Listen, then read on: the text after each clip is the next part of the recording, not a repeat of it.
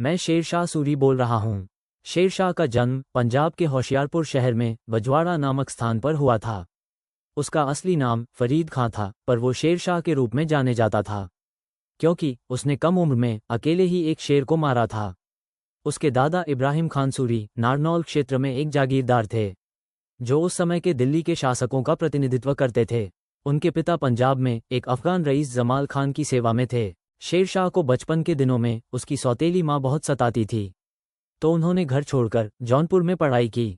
पढ़ाई पूरी कर शेरशाह 1522 में जमाल खान की सेवा में चले गए, पर उनकी सौतेली माँ को ये पसंद नहीं आया, इसलिए उन्होंने जमाल खान की सेवा छोड़ दी और बिहार के स्वघोषित स्वतंत्र शासक बहार खान नुहानी के दरबार में चले गए। अपने पिता की मृत्यु के बाद फरीद ने अपने पैतृक जागीर पर कब्जा कर लिया।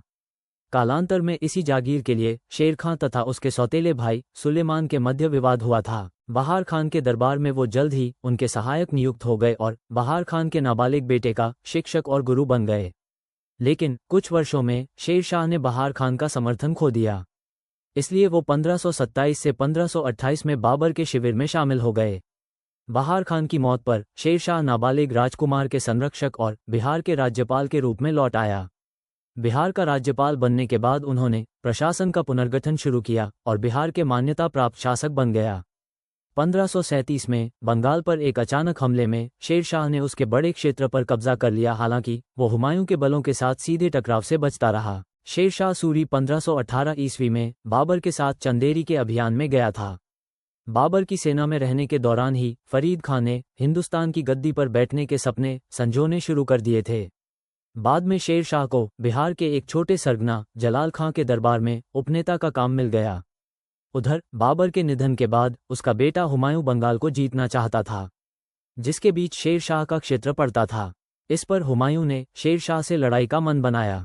तब तक बिहार के साथ ही बंगाल पर भी शेरशाह का अच्छा खासा नियंत्रण हो चुका था। ये साल 1537 में हुमायूं ने बंगाल जीतने के लिए शेरशाह पर हमला कर दिया। दोनों ओर की सेनाएं चौसा में एक दूसरे के सामने आ चुकी थीं। लड़ाई शुरू हो उससे पहले ही हुमायूं ने अपना एक दूत शेरशाह सूरी के पास भेज दिया था। हुमायूं का मोहम्मद अजीज दूत शेरशाह के शिविर में पहुंचा तो वह जमीन पर बैठकर हुमायूं का संदेश दिया। उसी दूत ने दोनों के बीच समझौता करवा दिया।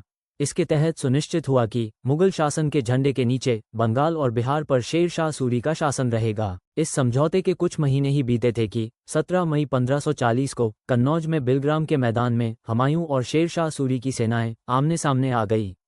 हुमायूं की सेना में 40,000 से भी ज्यादा सैनिक थे, जबकि शेरशाह की सेना में 15,000 सिपाही थे। बिलग्राम के मैदान में दोनों सेनाएं एक महीने तक बिना लड़े ही आमने सामने थीं। इसका शेरशाह की सेना पर तो कोई असर नहीं पड़ा, पर हुमायूं की सेना का रसद पानी खत्म होने लगा। इस पर हुमायूं के सेना के सैनिकों ने बिना लड़े ही उसका साथ छोड़ना शुरू कर दिया और देखते ही देखते बिना युद्ध ही शेरशाह ने जीत हासिल कर ली। इसके बाद शेरशाह ने हुमायूं को लाहौर तक खदेड़ दिया और आगरा की सत्ता पर कब्जा कर लिया, जहां से 5 सालों तक उसने हिंदुस्तान पर शासन किया। अगले साल हुमायूं ने खोए हुए क्षेत्रों पर कब्जा वापस पाने के लिए शेरशाह की सेना पर फिर हमला किया। इस बार कन्नौज पर हतोत्साहित और बुरी तरह से प्रशिक्षित हुमायूं की सेना 17 मई 1540 में शेरशाह की सेना से हार गई।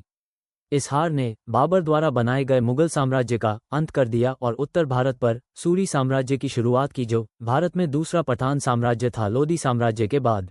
1533 में शेर शाह सूरी ने सूरजगढ़ की लड़ाई में बिहार के लोहानी राजाओं और बंगाल के मोहम्मद शाह की संयुक्त सेनाओं को हराया।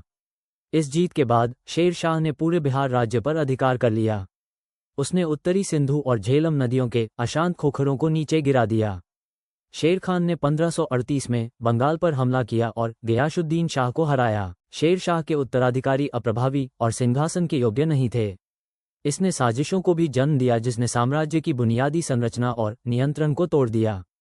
उसने अपनी असफलताओं के परिणामस्वरूप कठिनाई को आमंत्रित करते हुए शाही खजाने का भी दुरुपयोग किया। उन्होंने अफगानों के व्यक्तित्व को नहीं समझा, राजशाही के सामंती रूप की आलोचना की जिसने पूरी अफगान आबादी को डरा दिया और उन्हें साम्राज्य के खिलाफ खड़ा कर दिया।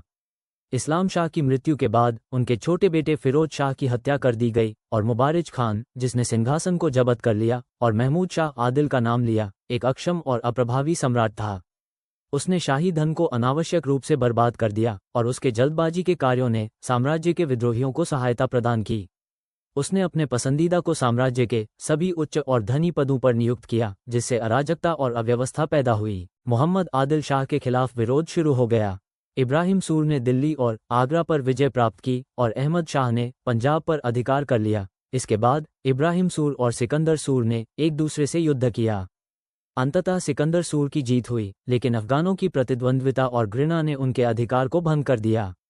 परिणामस्वरूप हुमायूं अपने खोए हुए प्रभुत्व को पुनः प्राप्त करने के लिए भारत आ गया। शेर शाह के कमजोर उत्तराधिकारी उनसे मिलने में असफल रहे और उनके सामने आत्मसमर्पण कर दिया। शेर शाह सूरी एक दूरदर्शी एवं कुशल प्रशासक था, जो कि विकास के कामों का करना अपना कर्तव्य समझता था। यही वजह है कि सूरी ने अपने शासनकाल में एक बेहद विशाल ग्रैंड ट्रंक रोड का निर्माण करवाकर यातायात की सुगम व्यवस्था की थी।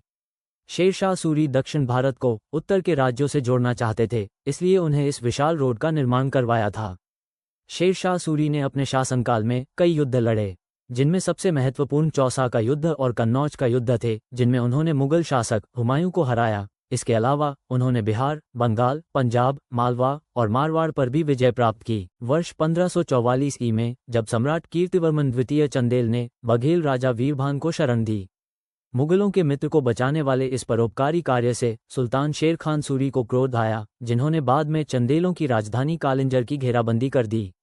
शेरशाह की प्राथमिक मांग राजा वीरभान बघेल का आत्मसमर्पण था और महाराज कीर्तिवर्मन द्वितीय के इनकार करने पर शेरशाह ने कालिंजर पर हमला शुरू कर दिया। किले की दुर्जय सुरक्षा का सामना करते हुए उसने इसकी दीवारों को तोड़ने के प्रयास में तोपों का सहारा लिया। ऐसी ही तोप बमबारी के दौरान एक विस्फोट हुआ, जिसके परिणामस्वरूप शेरशाह घायल हो गया। शेरशाह सुबह तक स्वस्थ हो गया, लेकिन खुद को चंदेलों के भीषण जवाबी हमले का सामना करना पड़ा। महाराज कीर्तिवर्मन द्वितीय ने इस दृढ़ प्रयास का नेतृत्व किया और एक चरम संघर्ष में उन्होंने शेरशाह को हरा दिया और उसे बंदी बना लिया।